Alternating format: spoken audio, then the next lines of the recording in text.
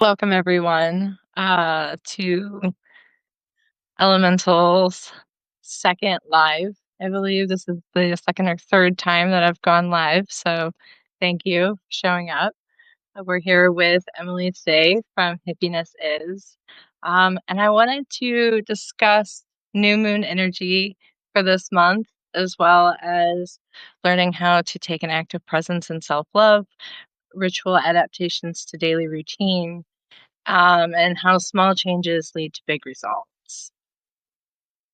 So, the new moon for this month is in Libra, which puts a lot of focus on compassion for the self, fortifying daily life for the next phase of the year, as well as, being in transition from one phase to the next. So that there's a lot going on with that. There's a lot of energy there, but it's all good. And so when you're fortifying yourself for the next few seasons, this next phase of the year, a lot of that is reflecting on where you've actually been. So in reflection, the goal here is to focus on the lessons that you've learned instead of just your basic achievements. So that's where I want to jump in first. So a lot of times when we reflect on what we've done in a year or how far we've come, it's okay, I've gotten this done, I've accomplished this goal, and I'm here now. But there are other lessons in all of that, right? Like, so there's deeper lessons that we're taking from all of those experiences. Like for me personally, I had a very busy summer this year, but there was so much that got pointed out to me through all of that that I'm now sitting with. And I'm seeing a lot of good results from that. But one of the things that I noticed was I stopped really worrying about what next month was going to be like. Uh, Instead of trying to plan, because I'm a planner, I like to plan everything. I want to know what I have going on for myself, right? So I kind of let go of that this summer, and it was really freeing. It was a freeing experience, and I learned that as much as I like to know what's going on in life, I'm missing a lot because if it's not in the plan, it's not being done. And so that's something that I'm taking with me into the winter here is um, to kind of just see what comes out of the next couple of months. Like I have a basic outline, but other than that, I'm not really focusing on trying to get to any goalpost. And I think that's really important. Yeah, I love the way that you framed that, especially now that we're into and almost at the end of October.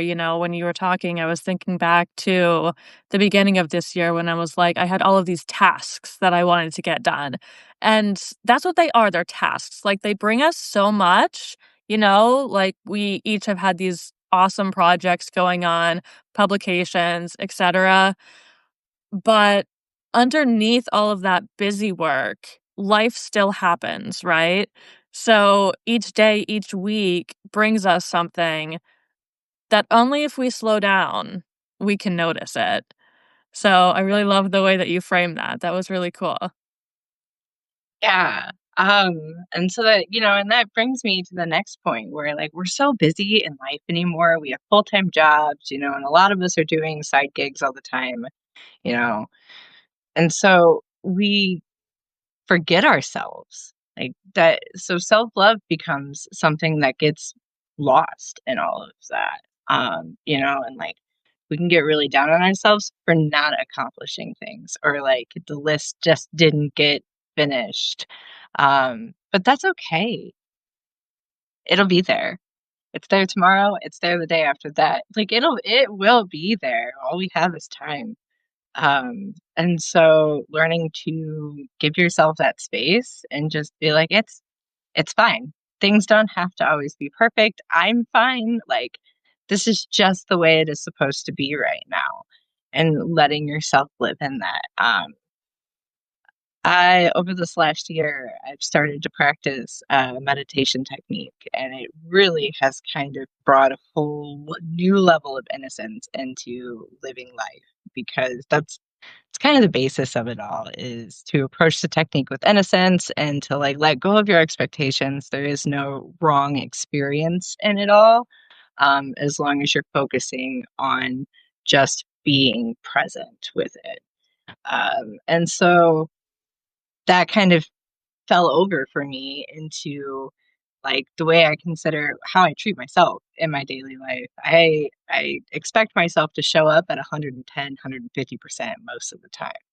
And I know I'm not the only one who feels that way. I know I'm not. So with this new moon, I've really been this month sitting with, how can I incorporate more love for myself into my thoughts every day?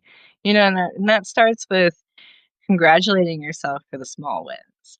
If you're on a diet and you actually stick to it for half the day, all day, congratulate yourself for that. Celebrate that, and that translates into your magic too. So self love isn't just a thought process that you carry with you in your mundane life. This actually translates over into how well your magic is going to work for you and how well your rituals will end up turning out for you too. Because a lot of our confidence comes from how we feel about ourselves. If we don't love ourselves, we're not confident. If we're not confident, our magic is going to kind of just fizzle. You want it to shine. You want it to really, really shine. You and feel powerful. Like when you're done with that working, you just kind of want to walk away and be like, "Yes, I did that."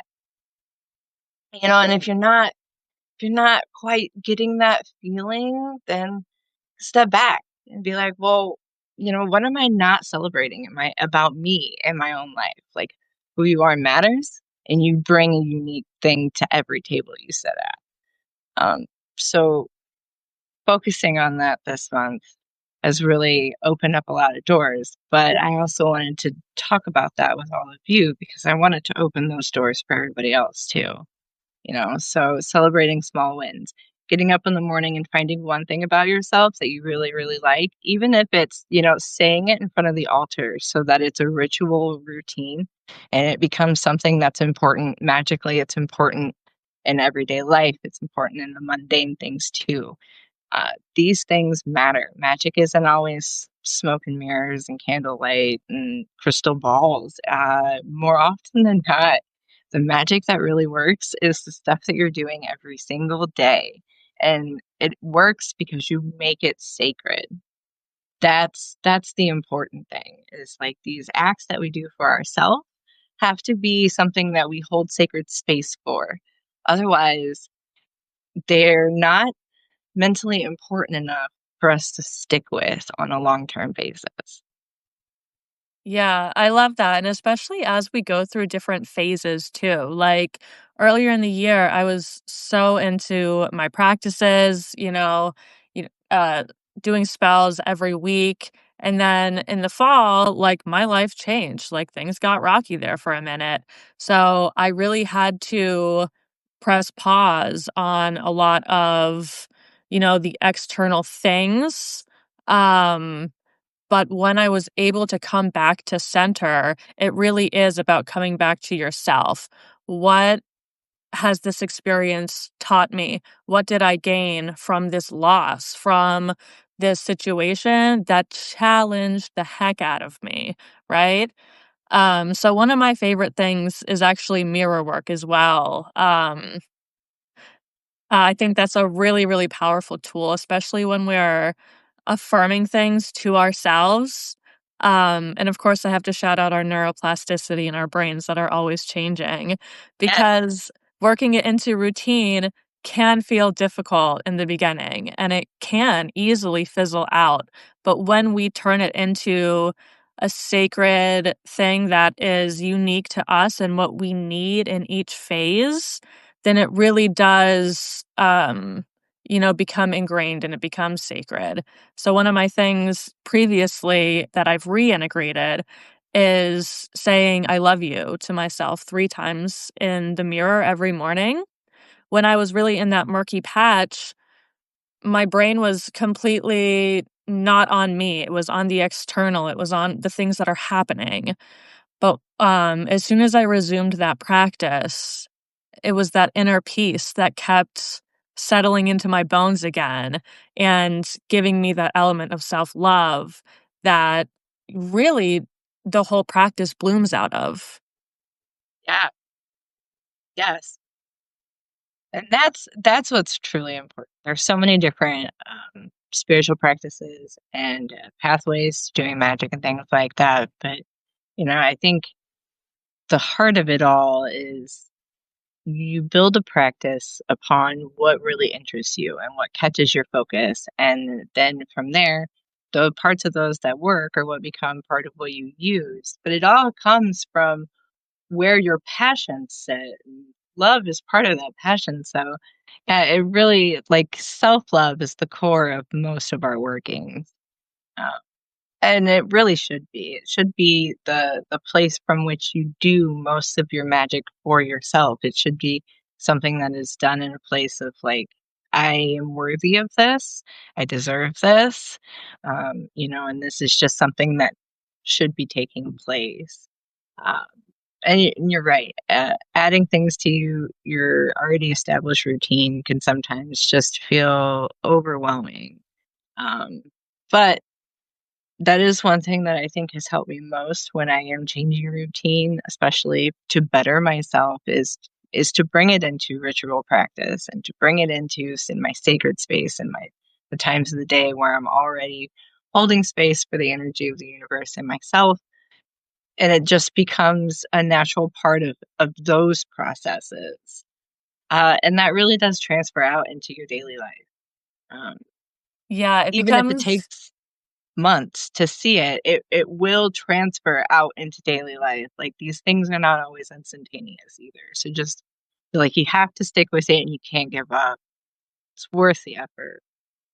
yeah, it absolutely is, and I think even when we add it into a routine, or a practice that already exists in our lives. It could be as simple as when we take a shower or when we're walking to our car in the morning, or, it could be anything, feeling the water, feeling the sun on your face. Like, it's really about that intention, right? Um, just pausing for a moment and just soaking in what we do have around us and available to us. And I find that it's like an instant gratitude boost to the day, um, Yeah, if you can frame it that way. exactly. And approaching things from a place of gratitude is another powerful way to really kind of just change things around for yourself. There's a lot of power in that frequency. Emotions carry so much frequency with them. They become a really powerful tool in magic. Um, and gratitude is one of those that can really just move mountains for you. It really can, like, I can't emphasize that enough, that, like, just approaching each day with that little ounce of, like, "I am grateful to be here and to be able to experience this," and just being grateful for what comes into your life, whether it be people, experiences, opportunities, and even the tragic stuff too. Sometimes it's really hard to be grateful to go through hard things, but we grow from it all. We build a system and a life out of everything that we do, and it all becomes more material for the world that like we exist in. Uh, and I think the emphasis in magic can often be personal gain in the sense of like, yes, your magic is working for you, but your magic is working for you to achieve physical goals that are outside of the self. Um, And it is very, very important to bring that back to what is what is my connection with magic, and what's my relationship there, and how does what I'm doing to myself resonate and reflect outwards with what I'm doing with my craft, because those 2 things live together always. Yeah, and we don't always just wanna be seeking validation externally either, so I think self-love and magic, uh, added together gives this little tiny package of self-love. It helps us kinda feel it and conceptualize it in a different way, whereas we're not getting something necessarily from someone else or from the outside world. It's from within us, right? So we can really call back on that in times when we are struggling or when times, get tough. We can look back and remember what gave us strength in the past and how we can continue to build on that now. Yeah, I totally agree. It's I I do not think it gets enough credit in a lot of circles. I think it kind of gets swept under the rug as like, when you're feeling down, just do a self-love ritual, throw some rose petals in the bathtub and you're good to go. But it's not a one and done thing. That these really do have to become daily practices, and that's where you grow with your practice. Your presence grows, and that upgrades your frequency. And when your frequency is upgraded, you start gravitating towards those higher things. And the more we upgrade our frequency and bring that up and resonate higher in the universe, the more life naturally starts to support us and things just start to naturally fall more into place. Um, and it sounds really, really simple when we talk about it this way. It just sounds like, oh, a few simple changes and like it'll be, you know, everything will be different. But sometimes you have to prepare yourself because when you open yourself up to unconditional self love and really focusing on improving your own quality of life within your own head, like, we say improve quality of life, and that usually brings a reference to lifestyle living, dietary choices, the people we're around, the job that we're doing. But those things, so yes, they count for quality of life, but your physiological inner state and, like, the state of your inner intelligence really plays a bigger factor on quality of living. So you really have to focus on that and dedicate yourself in those practices in order to get to that higher supportive life, but it's worth it.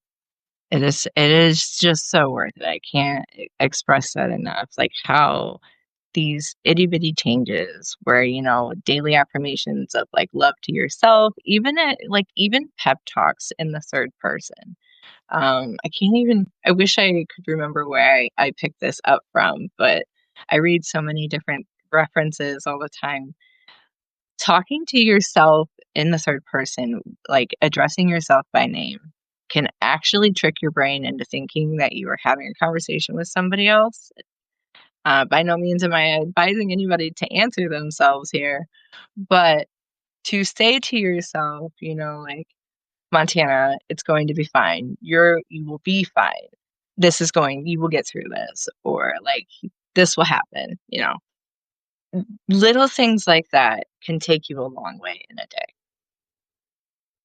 You know, Even if it's like, Montana, it's just an hour, get through it, or whatever the situation is, like little itty bitty adaptations like that in everyday life will take you so far.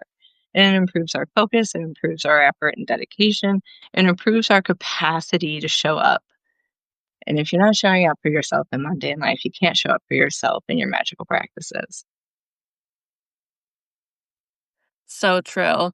Do you want to maybe give a couple of your favorite tips or maybe how you start, like, what are the baby steps that we could maybe start with for folks that are trying, but it's hard? So baby steps, right? So simple things as far as like uh visual aids. What's on your walls? What are you looking at when you're at home every day? So are these things bringing you peace, or are these things adding to your chaotic energy? So as far as ritual adaptations for the home, even putting sacred symbols up on the wall or keeping visual aids up on the altar, or in the bathroom on the mirror, uh, little those things help a lot. I think I have magical symbols in almost every room in my house. I have some in the bathroom, they're in the shower, they're in my car, they're everywhere. And that keeps it alive. It keeps it present in my mind all day long. And so that is my one of my main tricks is I keep my magical symbols with me everywhere.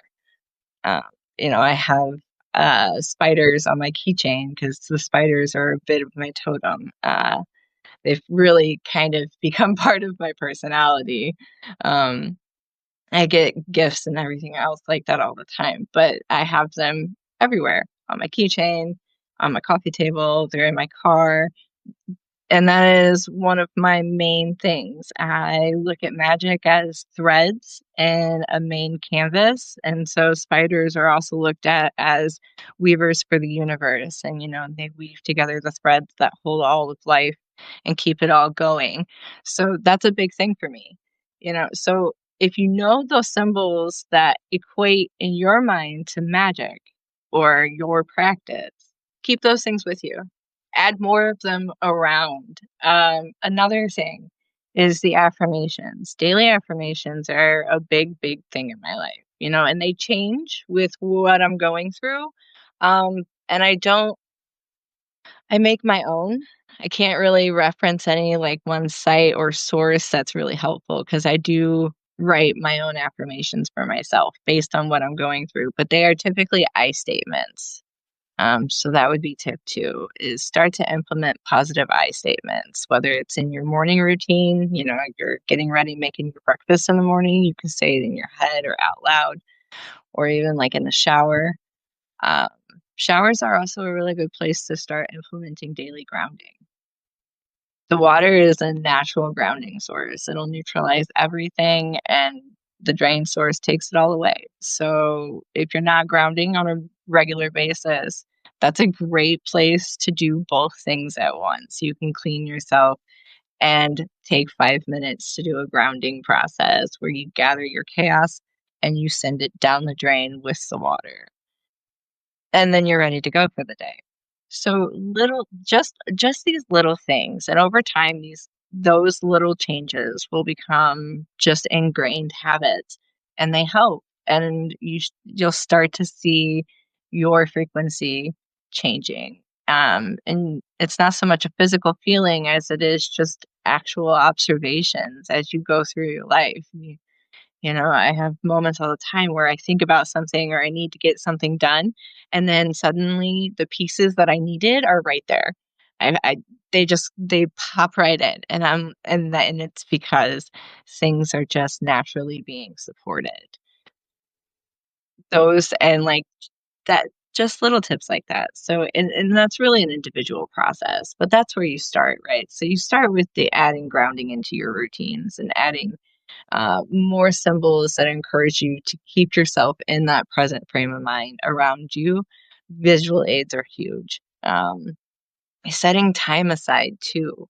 If you don't have time set aside during the day where you're meditating or just even praying for people who, take time to pray instead of meditate, or just holding sacred space. Make time for that. Even if it's 5 minutes, sit down for 5 minutes after dinner and do a 5-minute meditation where it's just focusing on the present moment. And, your thoughts come and go, and not any one of them has much significance. You don't place importance on the thoughts, you just let them float because like you're just trying to be with your pure self in that level of that conscious awareness. And that 5 minutes a day will start to help you take time for more things in other areas of life. It's they sound silly, they sound like things that most people are probably doing here and there, and they don't even realize it, but adding them to routine on a daily basis and in creating that sacred link makes all the difference.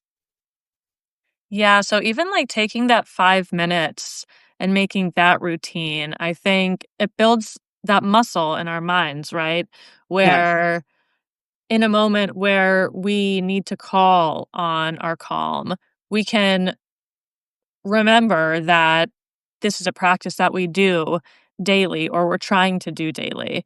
Um, and we can call on that part of ourselves into the moment.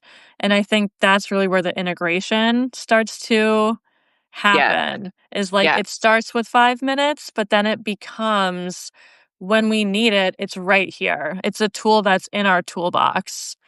And I also really love affirmations and mantras as well.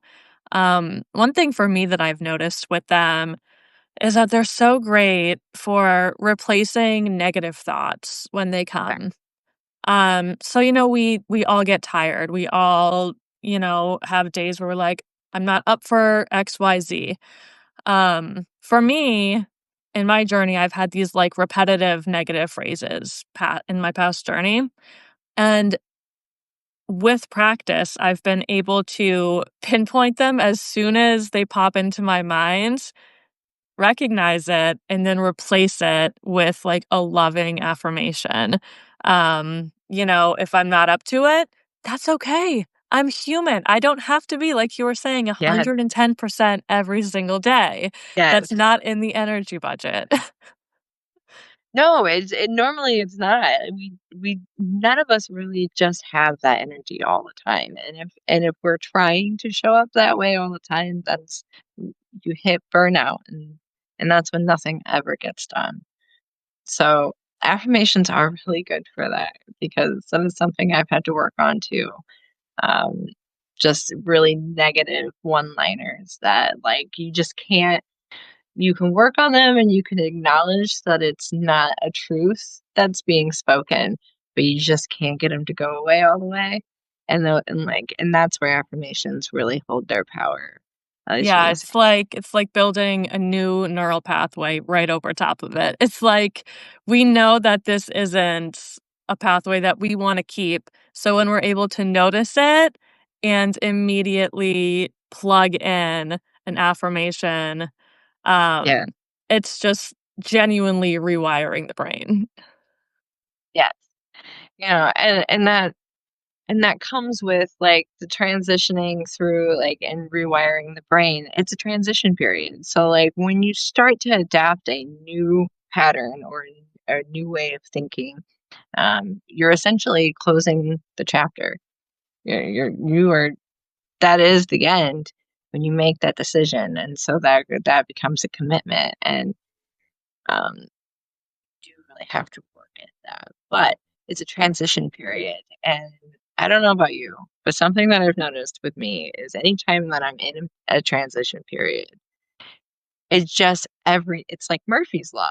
Everything that can go wrong will go wrong, and, like, everything is a test. Everything just feels like it becomes part of that test of, "Can you really stay the course and make this change, or will you fall back?"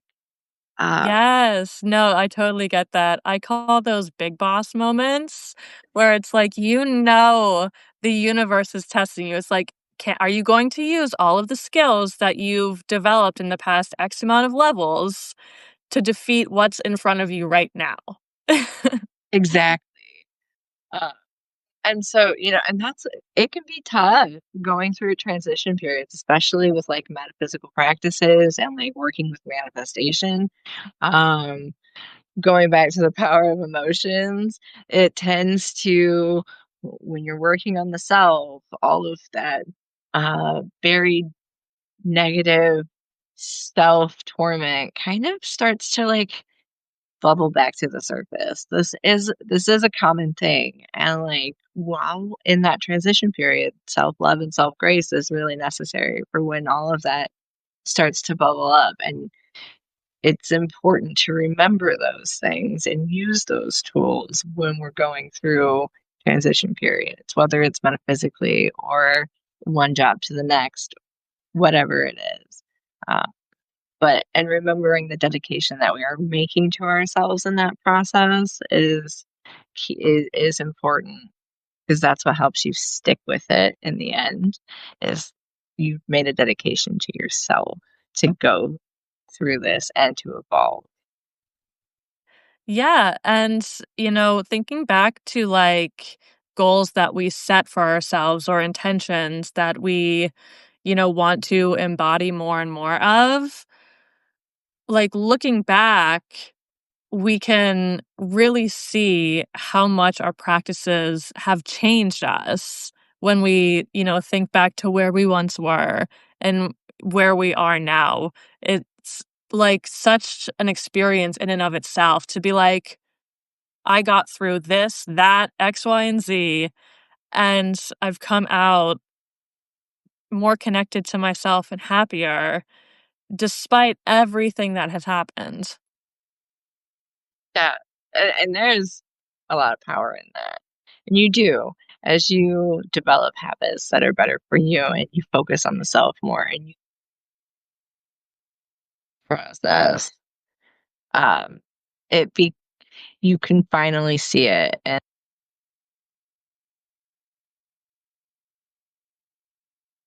it just encourages more growth. The nature of the self is to evolve and to constantly change. So, but change isn't always easy for all of us, and so being able to celebrate where we've been to where we are now is what pushes the next phase of evolution into action. Yeah, that momentum drives further action. Yeah,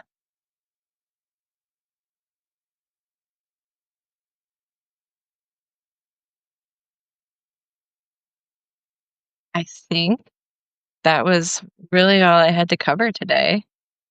Um, Also, with this live video, though, there I will be putting a PDF in the note for it all with a downloadable file for a self dedication ritual for this new moon. It's a really simple, easy step by step process. It's only one ingredient, couple candles. It's pretty simple, things that everybody should have in their kitchen kind of deal. But I am happy to be releasing that free with this live session today. Awesome. Well, thanks so much for all of your insight tonight. I hope that everybody got a lot out of it and walk away with a little bit more self love for this new moon. Yeah, thank you for being here. Thank you for being a part of it with me. Of course, I am happy to be here. Have a good night, everyone. Bye.